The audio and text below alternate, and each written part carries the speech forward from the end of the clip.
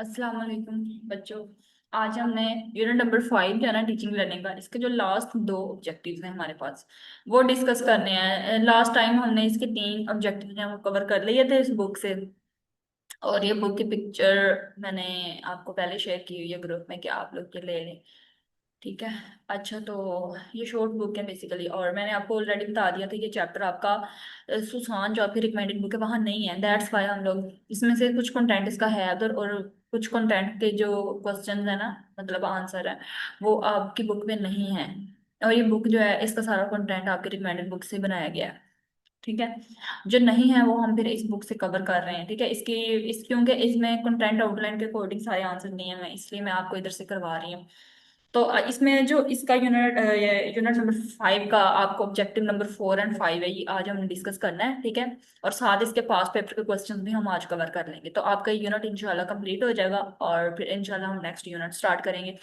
अच्छा, तो इसमें यूनिट आपका जो ऑब्जेक्टिव 4 है, इसमें उन्होंने बताया है कि इसमें हमने टीचिंग एड्स जो है ना, वो देखने हैं कि कौन कौन से टीचिंग एड्स हैं, किस बेस पे हम उसको डिस्कस करेंगे, और फिर उसकी एप्लीकेशन देखनी है कि किस तरह से जो एक टीचर है वो उन टीचिंग एड्स को यूज करते हुए टीच करता है। ठीक है। ये आपका ऑब्जेक्टिव है। और उसके अलावा फिफ्थ आपका ऑब्जेक्टिव है कि आपने एक एजुकेशनल सेशन जो है ना वो किस तरह से आप प्लान करोगे पेशेंट और फैमिली के लिए। ठीक है, तो इसको हम डिस्कस करते हैं।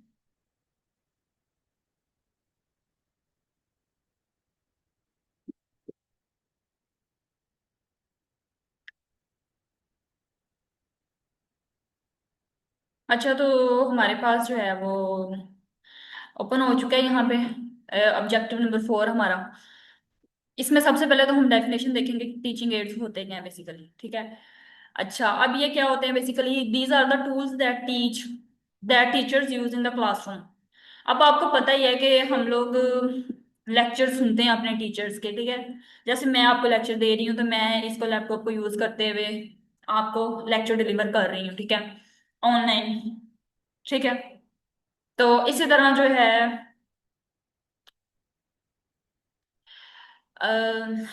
जो टीचर्स हैं क्लासरूम के अंदर टूल्स यूज करते हैं, जैसे फ्लैश कार्ड्स हैं, मैप्स हैं, केसेट्स हैं, ब्लैक बोर्ड्स हैं, डिफरेंट मेथड्स के थ्रू वो लेक्चर डिलीवर कर रहे होते हैं। तो ये सारे क्या होते हैं? ये टीचिंग एड्स होते हैं। ठीक है। अब ये क्या करते हैं? लर्नर्स की हेल्प करते हैं रीड करने में और अदर स्किल्स को समझने में, इलस्ट्रेट करने में। ठीक है। रिइंफोर्स करने में उनके स्किल्स को। फैक्ट और idea and relieve anxiety fears और boredom since many teaching aids are like games. ठीक है। Effective utilization of teaching aids and creative application of teaching strategies can significantly enhance the learning experience for students. अच्छा, तो अब हम लोग इसको देखते हैं कि इसकी क्या क्या टाइप्स होती हैं। ठीक है, वो हम डिस्कस करते हैं। क्लासिफिकेशन देखेंगे हम टीचिंग एड्स की। सबसे पहले तो टीचिंग एड्स को हम क्लासिफाई करते हैं on the basis of time period. ठीक है। अब एक ना फ्लो चार्ट यहाँ पे बना हुआ है, वहां से आपको समझ आ जाएगी। तो सबसे पहले मैं वो ओपन करती हूँ। ये आपके पास ना फ्लो चार्ट है। इसमें क्या होता है कि हमारे पास बेसिकली टीचिंग एड्स होते हैं, उसको हमने क्लासिफाई किया on the basis of time period, on the basis of sense organ involve, on the basis of interactivity. तो सबसे पहले टाइम पीरियड की बेस पे हमारे पास जो है ना वो दो मेथड्स होते हैं टीचिंग एड्स के। एक तो कन्वेंशनल होता है और एक होता है नॉन कन्वेंशनल। ठीक है। अब हम इसके बारे में डिटेल पढ़ते हैं। और सेंस ऑर्गन्स की बेस पे हमारे पास जो है वो फर्दर इसके क्लासिफिकेशन होती है टीचिंग एड्स की। 4 क्लासिफिकेशन हैं इसकी आगे। 4 टाइप्स हैं। ऑडिटरी होता है, विजुअल और ऑडियो विजुअल और एक्टिविटी। ठीक है। ये 4 इसकी जो है ना वो सेंस ऑर्गन्स इन्वॉल्व की बेस पे टीचिंग एड्स की क्लासिफिकेशन है। उसके अलावा हमारे पास जो है वो टीचिंग एड्स की क्लासिफिकेशन जो on the basis of interactivity है, जिसे फर्दर क्लासिफाई किया गया प्रोजेक्टेड और नॉन प्रोजेक्टेड में। अब ये क्या होते हैं इसको हम डिस्कस करते हैं। ठीक है। On the basis of time period हम सबसे पहले क्लासिफाई करते हैं, जिसमें हमने पढ़ा कन्वेंशनल टीचिंग एड्स और नॉन कन्वेंशनल। अब कन्वेंशनल टीचिंग एड्स क्या होते हैं? ठीक है, उसको हम डिस्कस करने जा रहे हैं। जो हमारे पास है ना conventional teaching ads, conventional teaching add जो होते हैं, इसमें क्या होता है कि इसमें आप इलेक्ट्रिसिटी, इसमें क्या होता है कि जो भी हमारी इलेक्ट्रिसिटी है या फोन्स हैं, कंप्यूटर्स हैं, ये चीजें नहीं हम यूज कर रहे होते। ठीक है। बल्कि हम लोग जो हैं वो charts, black boards, dust and mud sketching, मतलब स्केचिंग के थ्रू जो है वो समझाना, एक टीच करना, ये सारे जो एड्स हैं ना ये यूज कर रहे होते हैं। ये हमारे पास आते हैं कन्वेंशनल टीचिंग एड्स के अंदर। नॉन कन्वेंशनल नॉन कन्वेंशनल का मतलब होता है मॉडर्न टीचिंग एड्स। अब मॉडर्न टीचिंग एड्स के अंदर हम लोग क्या यूज करेंगे, एक टीचर जो है वो जब टीच करेगा तो उसमें वो किसके थ्रू करेगा, जो टीचिंग एड्स भी यूज करेगा उसमें television, radio, interactive white boards, multimedia resources, तो ये सारे जो है वो क्या आते हैं हमारे पास नॉन कन्वेंशनल सोर्सेज के अंदर आते हैं। ये टीचिंग एड्स जो होते हैं वो नॉन कन्वेंशनल होते हैं, मतलब कि ये मॉडर्न टीचिंग एड्स हैं, ठीक है। तो दो तरह से मतलब कि हमारे पास टीचिंग एड्स की क्लासिफिकेशन थी जो कि हमने टाइम पीरियड की बेस पे पढ़ा है, ठीक है। टाइम पीरियड की बेस पे दो क्लासिफिकेशन है इसकी, कन्वेंशनल है और नॉन कन्वेंशनल टीचिंग एड्स है। आई होप आपको समझ आ गई होगी। लेकिन जो नॉन कन्वेंशनल टीचिंग एड्स होते हैं ये बहुत सारी फॉर्म्स में हमारे पास अवेलेबल होते हैं, ठीक है। इसमें आप एजुकेशनल गेम्स वगैरह जो हैं ये भी ऐड कर सकते हो, एक्टिविटीज, मीडिया वगैरह, ये सारा कुछ इसमें जो है ना वो इंक्लूड होता है। और डाइवर्स फॉर्म के अंदर जो है ना ये टीचिंग एड्स हमें हेल्प प्रोवाइड कर रहे होते हैं। अच्छा, उसके बाद नेक्स्ट हमारे pass on the basis of sense organs involve है, ठीक है। अब ये टीचिंग एड्स जो होते हैं इसमें हमारे पास सबसे पहला होता है ऑडिटरी एड्स, ठीक है। सबसे पहला हमारा टीचिंग एड है ऑडिटरी टीचिंग।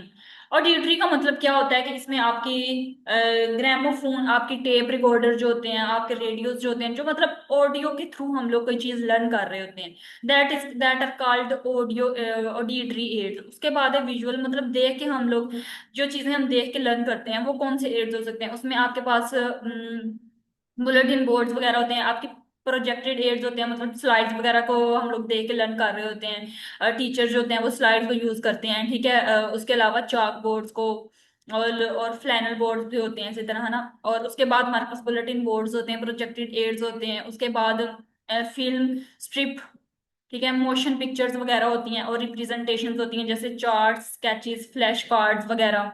अब इसमें हमारे पास जो है ना विजुअल एड्स के अंदर रिप्रेजेंटेशंस आ जाती हैं। और दो तरह से मतलब कि आपने विजुअल एड्स को याद रखना है, एक तो रिप्रेजेंटेशंस के, तो रिप्रेजेंटेशंस के अंदर चार्ट्स, स्केचेस, फ्लैश कार्ड्स आ जाएंगे, पोस्टर्स आ जाएंगे, कार्टून्स, पिक्चर्स आ जाएंगी, ठीक है। इन टीचिंग एड्स को यूज करते हुए जो एक टीचर है वो टीच कर सकता है। और उसके अलावा चार्ट्स आ जाते हैं, ठीक है, फनल बोर्ड आ जाता है, ठीक है, बुलेटिन बोर्ड वगैरह ये सारा कुछ आ जाता है। अच्छा, उसके अलावा क्या होता है हमारे पास, ऑडियो विजुअल एड्स होते हैं। ऑडियो विजुअल मतलब ऑडियो विजुअल से हमें वर्ड से शो हो रहा है कि इसमें हम सुन भी रहे हैं और देख भी रहे हैं, दोनों तरह से जो इसमें हम लोग मेथड यूज कर रहे हैं। तो उसके लिए हम टेलीविजन यूज करते हैं, ठीक है। टेलीविजन हमारा क्या होता है, ऑडियो विजुअल एड्स का सोर्स होता है, जिसमें हम देख भी रहे होते हैं, सुन भी रहे होते हैं और लर्न कर रहे होते हैं।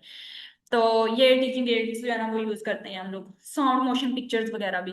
उसके अलावा फोर्थ नंबर पे एक्टिविटी एड्स होते हैं जिसमें टूर्स हो जाते हैं, ठीक है, फील्ड ट्रिप्स हो जाती हैं आपके पास, collection of specimens, models, pictures, coins, इसमें से कोई से 4 से 5 नाम आप लोग याद रख लें अगर ज्यादा नहीं याद रख सकते तो।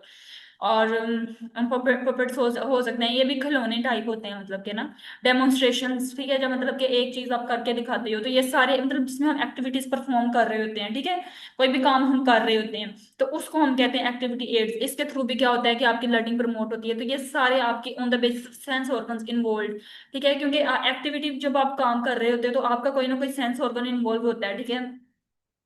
आप कोई मतलब डेमोन्स्ट्रेट कर रहे हो तो आप अपनी मतलब के सारी जो आपकी बॉडी की मूवमेंट्स होती हैं और उसको अपने हैंड्स को यूज करते हुए डेमोन्स्ट्रेट कर रहे होते हो।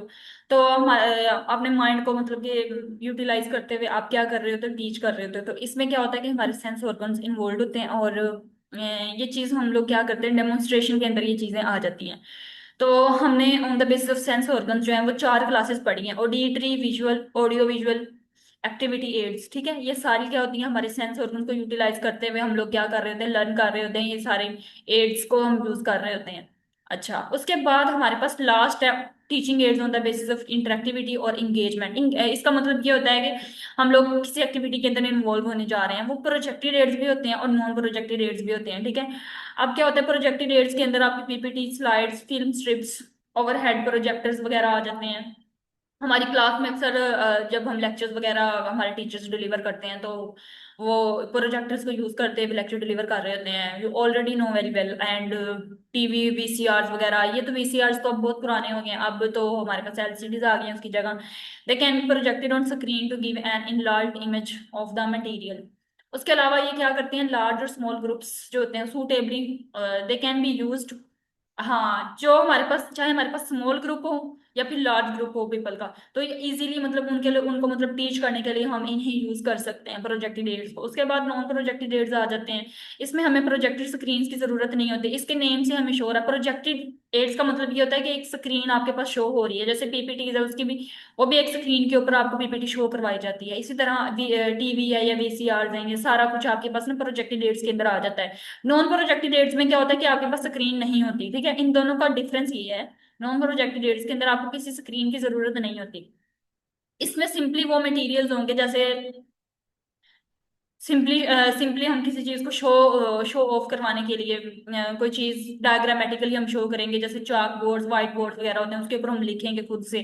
चार्ट्स, उसके ऊपर चार्ट्स के थ्रू हम समझा सकते हैं, टीच कर सकते हैं, पोस्टर्स, पिक्टोरियल मटेरियल्स के थ्रू, ठीक है, मॉडल्स के थ्रू। और ये फर्स्ट हैंड जो है ना एक्सपीरियंस होता है हम खुद से, क्योंकि अपने हैंडमेड रिटर्न जो हमारा वर्क होता है उसको हम शो कर रहे होते हैं, उसके थ्रू टीच कर रहे होते हैं। तो इसलिए क्या होता है कि लर्नर जो होता है वो इसमें एक्टिवली पार्टिसिपेट भी करता है, और स्टूडेंट का इंटरेस्ट भी इसमें क्या होता है, स्टिमुलेट होता है। और वो बेटर, उसका रिजल्ट भी क्या होता है, हमारे पास बेटर आता है। और उससे क्या होता है कि जो स्टूडेंट है, क्योंकि वो एक चीज को देख रहा होता है, उसको हैंड ऑन उसका एक्सपीरियंस हुआ होता है, तो उससे क्या होता है कि उसका जो चीज उसने वो काम करके दिखाया तो उसको वो मेमोराइज भी लॉन्ग लास्टिंग रहता है, और उसकी रिटेंशन क्या होती है, प्रमोट होती है उससे, ठीक है। अच्छा, उसके बाद क्या होता है हमारे पास, creative strategies, last one. Creative strategies में क्या होता है कि इसमें ये वो होती हैं जो स्टूडेंट को मोटिवेट करती हैं और इंस्पायर करती हैं, ठीक है। इसमें सबसे पहले गेमिफिकेशन आ जाता है हमारे पास। गेमिफिकेशन में क्या होता है कि इसमें जो ऐसे एलिमेंट दिए जाते हैं जो लेसन के साथ साथ क्या होता है उसमें गेम्स भी ऐड किए जाते हैं, ताकि उससे क्या हो कि स्टूडेंट जो है वो इंगेज हो और मोटिवेट हो। और कोऑपरेटिव लर्निंग आ जाती है। कोऑपरेटिव लर्निंग में क्या होता है कि इसमें स्टूडेंट्स को इंकरेज किया जाता है कि वो टीम्स में वर्क करें, ठीक है। इससे उसकी कोलैबोरेशन और उसकी कम्युनिकेशन स्किल्स एनहांस होती हैं। डिफरेंशिएटेड इंस्ट्रक्शन का मतलब क्या होता है कि जो डिफरेंशिएटेड इंस्ट्रक्शन को भी हम इनको मतलब के स्ट्रेटजीज को, ये जो सारी स्ट्रेटजीज है हमारे पास, ये क्रिएटिव स्ट्रेटजीज की तरह हम डिस्कस कर रहे हैं, ठीक है। तो इसमें गेम्स आ जाएंगी आपकी, जो मिलजुल के आप लर्न कर रहे हो चीजों को, वो आ जाएगा। इसी तरह डिफरेंशिएटेड इंस्ट्रक्शन का मतलब ये होता है कि इससे क्या होता है कि आपके इसमें आप डिफरेंट टीचिंग मेथड यूज करते हो और मटेरियल को यूज करते हो। और इससे इससे क्या होगा कि आपकी जो लर्निंग नीड्स हैं, डाइवर्स लर्निंग नीड्स हैं, वो आप उसको अच्छे से मतलब के फुलफिल कर सकोगे, और एबिलिटीज जो होंगी स्टूडेंट्स की वो एनहांस होंगी। उसके अलावा क्या होता है फ्लिप्ड क्लासरूम। फ्लिप्ड क्लासरूम में क्या होता है कि आप जो है ना वो प्रोवाइड करते हो instructional content for the student review at home, ठीक है। ये एक फ्लिप्ड क्लासरूम के अंदर मतलब चीजें हम डिस्कस करते हैं। ये सारी क्या है, इंटरेक्टिव लर्निंग है ये, ठीक है। अच्छा, इंक्वायरी बेस्ड लर्निंग। उसके बाद इंक्वायरी बेस्ड लर्निंग में क्या होता है कि इससे स्टूडेंट्स को अपना फर्दर टॉपिक जो है एक्सप्लोर करने की और उनका इंटरेस्ट डेवलप करने की, मतलब कि आप उसको अलाउ करते हो स्टूडेंट को, उनकी क्यूरियोसिटी प्रमोट होती है, और इंडिपेंडेंटली वो क्या करता है, रिसर्च स्किल्स परफॉर्म करता है। तो ये सारी जो है ना वो हमारे पास टीचिंग इंटरेक्टिव टीचिंग एड्स थे, ठीक है। अच्छा, उसके बाद हमारे पास लास्ट वाला हमारा ऑब्जेक्टिव है students, plan patient family education session. इसके लिए आप क्या करते हो कि इसमें आपने जो है वो हमारे पास एक प्लान हमने डिवेल्प करना होता है, जिसके अंदर हम देखते हैं कि पार्टिसिपेंट की नीड्स क्या क्या हैं, ठीक है। किस स्टाइल से वो लर्न करेगा, लर्निंग स्टाइल्स कौन से हैं, और जो है हमारे पास कम्प्लेक्सिटी ऑफ मेडिकल इंफॉर्मेशन, ये सारा कुछ हम डिस्कस करेंगे स्टेप बाय स्टेप। सबसे पहला स्टेप क्या है कि हमने फैमिली और हमने पेशेंट या फैमिली को एजुकेशन सेशन देना है, तो हम उसको कैसे एजुकेट करेंगे, स्टेप बाय स्टेप हम उसको एजुकेट करेंगे। सबसे पहले तो हम जो है ना वो आइडेंटिफाई करेंगे गोल्स और ऑब्जेक्टिव्स उनके, ठीक है। वो देखेंगे हम गोल्स और ऑब्जेक्टिव्स को। गोल्स और ऑब्जेक्टिव्स को आइडेंटिफाई करेंगे हम, फिर हम उसकी नीड्स को असेस करेंगे। तो गोल्स एंड ऑब्जेक्टिव्स को असेस करने के पर्पस क्या है, ऑब्जेक्टिव्स क्या है, वो देखेंगे हम। पर्पस यही होता है कि सबसे पहले तो आप डिटरमिन करोगे what the patient and family need, मतलब अंडरस्टैंड करोगे कि उसको क्रोनिक इलनेस है, कौन कौन सी मेडिकेशन हैं जिसके थ्रू हम इसे मैनेज करेंगे, और उसके वार्निंग साइंस और उसके कॉम्प्लिकेशंस क्या क्या हो सकती हैं। और ऑब्जेक्टिव्स हमारे क्या होते हैं कि हम लोग जो है ना वो क्लियरली क्या करेंगे इन सब चीजों को, अगर उसे क्रोनिक इलनेस है और कौन कौन सी उसे मेडिसिन मतलब लेनी है और उसके क्या क्या साइन सिम्टम है, उसको क्लियरली हम लोग क्या करेंगे, पहले बता देंगे कि ये इसके ऑब्जेक्टिव्स हैं। For example, by the end of the session participant will demonstrate paper proper use of an inhaler, ठीक है। क्या पहले मतलब उसे इनहेलर सेशन के एंड पे जब आपका सेशन पूरा कंप्लीट हो जाएगा, उसको उसकी गोल्स और ऑब्जेक्टिव्स आपने बता दिए, तो at the end of session आप उसको जो है ना वो इनहेलर के प्रॉपर यूज के बारे में डेमोन्स्ट्रेट कर दोगे, यानी कि खुद उसको करके दिखाओगे कि इनहेलर को कैसे आपने यूज करना है, ठीक है। उसके बाद सेकंड नंबर पे ये जो कंटेंट का लास्ट वाला, ये जस्ट आपने अपनी अंडरस्टैंडिंग के लिए याद रखना है, ये इतना इंपॉर्टेंट नहीं है कंटेंट, इसको बेसिकली लेसन प्लानिंग के अंदर हम डिटेल में डिस्कस करेंगे, ठीक है।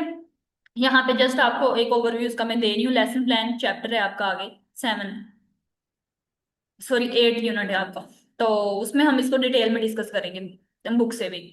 अच्छा, assessing learning needs, understand the audience, patient and family, current knowledge देखेंगे इसके अंदर, हम लिटरेसी लेवल देखेंगे, और लर्निंग स्टाइल जो है ना वो जो कि डिफरेंट हो सकते हैं, ऑडिटरी, विजुअल, हैंड्स ऑन, जो भी अभी हमने वो ऊपर डिस्कस किए हैं सारे। और हम एड्रेस करेंगे बैरियर्स टू लर्निंग, ठीक है। ये सारी चीजें जो है ना हम लोग क्या करेंगे, उसकी नीड्स के अंदर जो है ना वो उसको असेस करने के लिए ये चीजें डिस्कस करेंगे।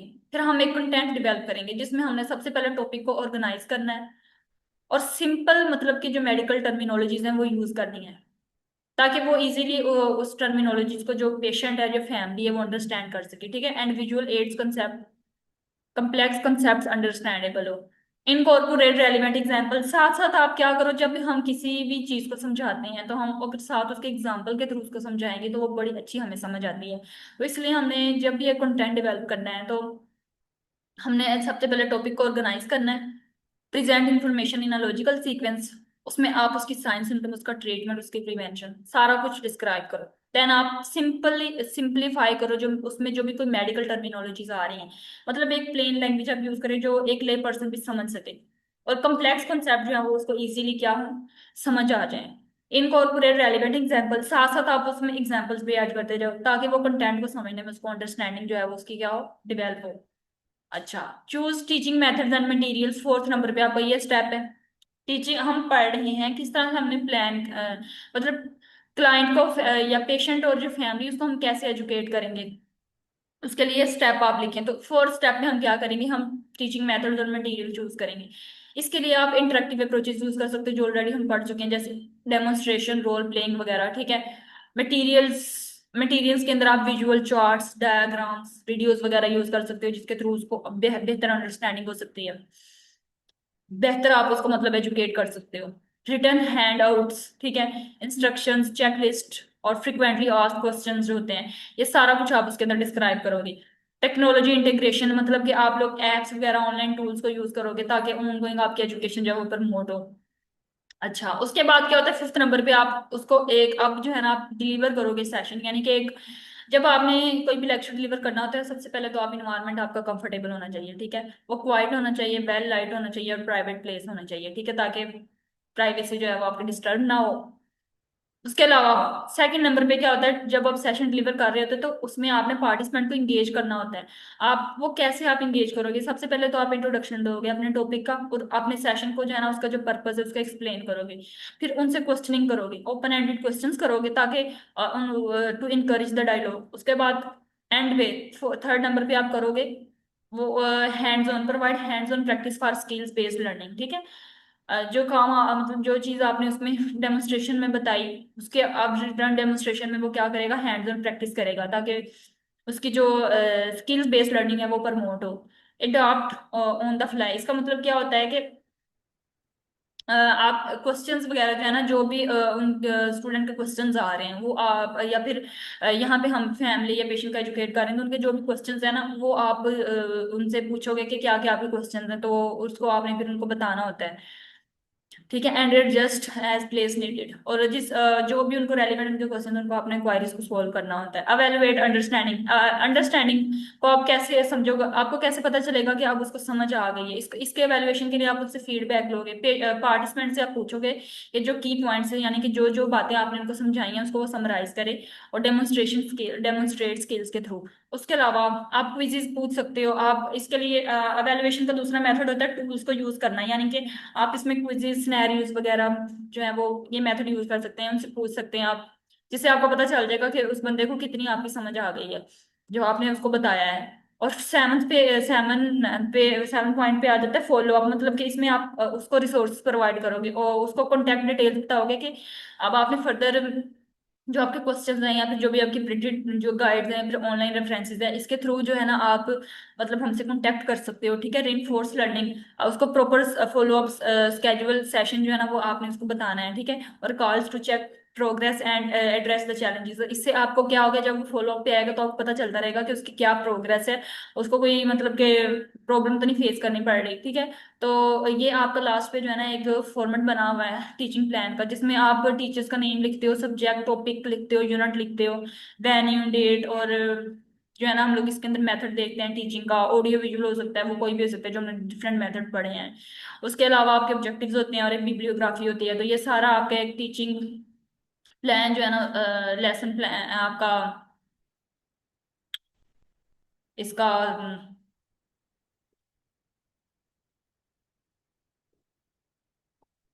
लेसन प्लान जो है उसका फॉर्मेट है, इसको टीचिंग या लेसन प्लान दोनों कह सकते हो आप, ठीक है। ये एक सैम्पल इसका दिया हुआ है जिसमें आप एक हेल्थ प्रॉब्लम करते हो, लिखते हो, ठीक है।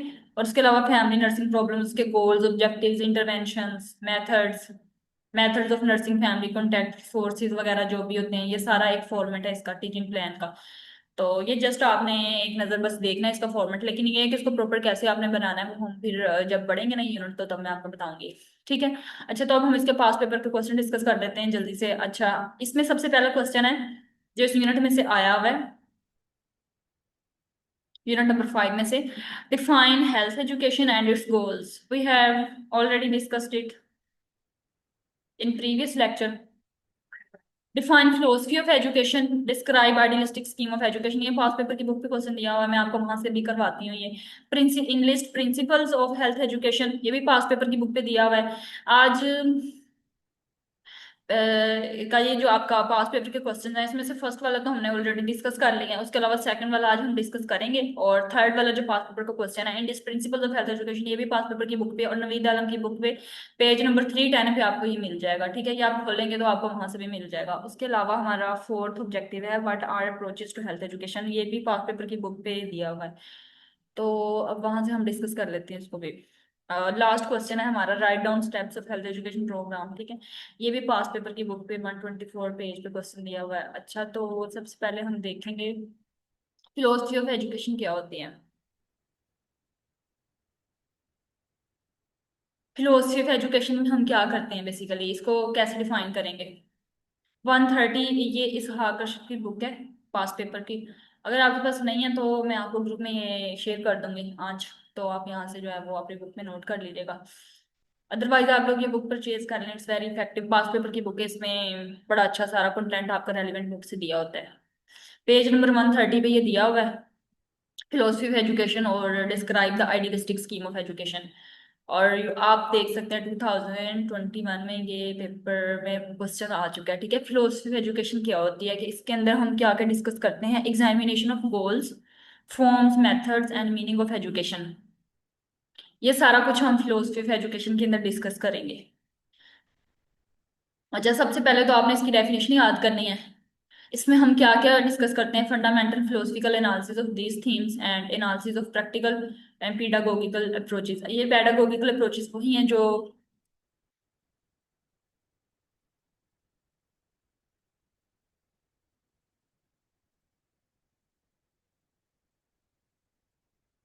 यानी कि ये टीचिंग का वो तरीका या स्ट्रेटेजी होती है जो किसी टीचर या एजुकेटर ने अपनाई है स्टूडेंट्स को भी सिखाने के लिए, ठीक है। पेडागोगी का मतलब ये होता है science and art of teaching, pedagogical approach का मतलब होता है टीचिंग मेथड और स्टाइल। अच्छा, तो क्या होता है अब हमारे पास,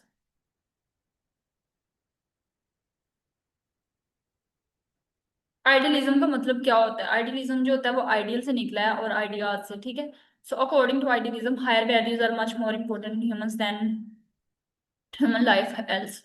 this philosophy seeks to make clear man and universe in terms of the spirit of mind। अब हमारे पास आता है आइडियलिस्टिक स्कीम क्या होती है। आइडियलिस्टिक स्कीम जो है ना, इसको हम कैसे डिफाइन करेंगे, आइडियलिस्टिक स्कीम क्या होती है। Idealistic scheme of education is a version of man finding himself as an essential part of universe of mind, ठीक है। In idealism, the aim of education is to discover and develop each individual's abilities and full. moral excellence in order to better serve the society. The curriculum emphasis is subject matter of mind literature. इसके अंदर हम क्या discuss करते हैं? History, literature, philosophy और religion, ये चारों चीजें जो है ना इसके अंदर हम डिस्कस करेंगे आइडियलिस्टिक स्कीम ऑफ एजुकेशन में। अच्छा, तो अब आइडियलिज्म से शो हो रहा है कि इसमें आइडियलिस्टिक यानी कि अपने आप को जो है ना एक आइडियल फर्द समझना, ठीक है, यूनिवर्स का। अच्छा, अब इसके क्या क्या मेरिट्स होते हैं वो हम देखते हैं। इसमें क्या होता है, इसके मेरिट, इसका एम क्या होता है, मतलब आइडियलिज्म का यही कि आप अपने आप को जो है बेहतर जान पाओ, आपकी स्पिरिचुअल डेवलपमेंट हो, आपकी जो मोरल वैल्यूज हैं वो भी डेवलप होती हैं इससे, आइडियलिज्म से। Conservation, promotion and transmission of culture, आपका जो कल्चर है वो प्रमोट होगा, ठीक है। इसके अलावा क्या होगी, आपकी फिजिकल हेल्थ जो होगी वो डेवलप होगी। तो ये इसके एम्स हैं। उसके अलावा हमारा नेक्स्ट पास पेपर का क्वेश्चन था, in list the principles of health education. अच्छा, तो अब हम लोग इसके प्रिंसिपल डिस्कस करते हैं।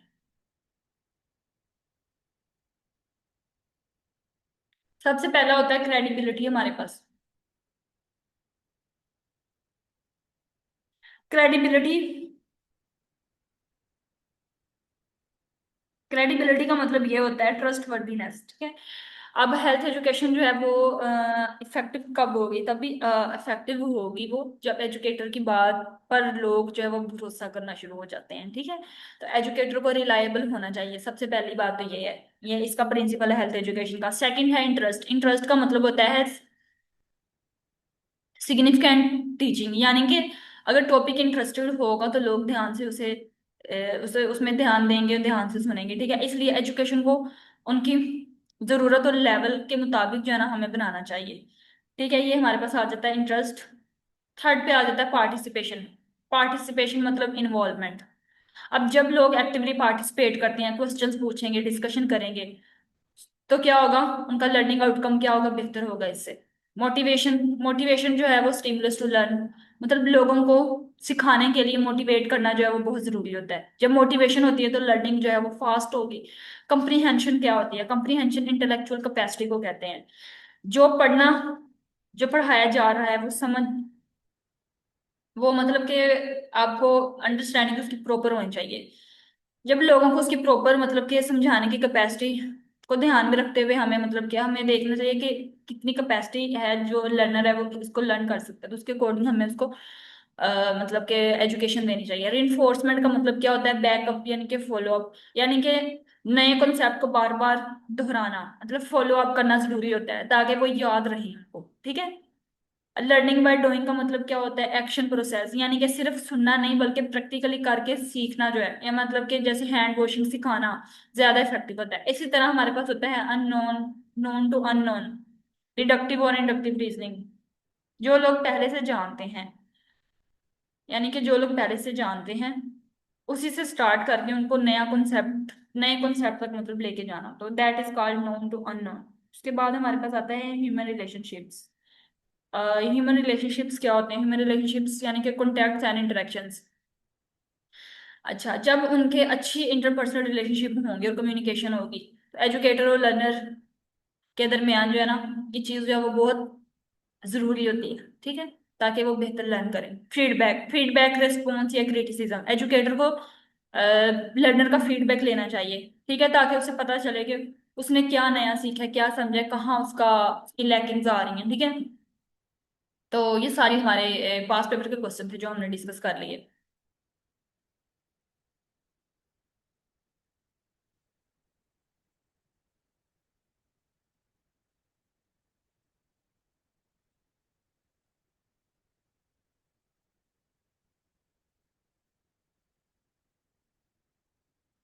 ओके, तो ये जो एक और इम्पोर्टेंट क्वेश्चन यहाँ पे दिया हुआ है हमारे पास वो है एजुकेशन प्रोसेस क्या होता है, ठीक है। ये भी आज हम इधर से डिस्कस कर लेते हैं। Education process is a systematic sequential logical scientifically based plan course of action. इसमें जो है वो हमारे पास टीचिंग एंड लर्निंग दोनों प्रोसेसेस जो है वो मतलब कि ये दोनों पे डिपेंड कर रहा होता है, इंटरडिपेंडेंट ऑपरेशंस होते हैं, मतलब दोनों एक दूसरे पे डिपेंड कर रहे होते हैं, that are teaching and learning, और the outcome of which lead to mutually desired behaviour change. अब जब हमारे पास, जब हम टीचिंग और लर्निंग दोनों को यूटिलाइज करते हुए एक टीच कर रहे होते हैं, तो क्या होता है कि आउटकम में क्या होता है कि जो लर्नर है उसका बिहेवियर चेंज आएगा, ठीक है। तो that is called education process. अब एजुकेशन प्रोसेस के कंपोनेंट्स क्या हैं हमारे पास, इसका क्वेश्चन आया हुआ है, what is education process and enumerate it's four elements.